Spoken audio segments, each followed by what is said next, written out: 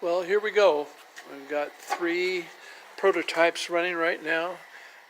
This gauge is set for R with the resistor, and the bias voltage is 6.4.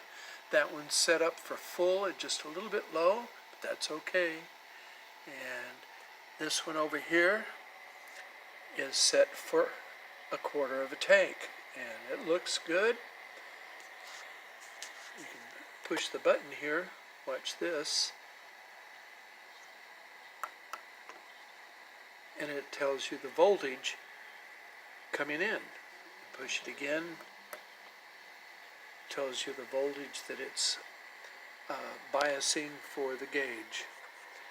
So right now I'm pretty happy. Got those 3 running. I got some more coming of the regulators. So anyway, that's where we're at.